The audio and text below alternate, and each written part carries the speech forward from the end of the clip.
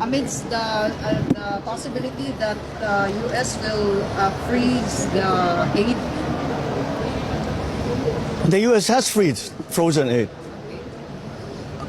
but I will meet with President Trump because I should, because there much that we need to discuss between the U.S. and the Philippines in terms of the trade, in terms of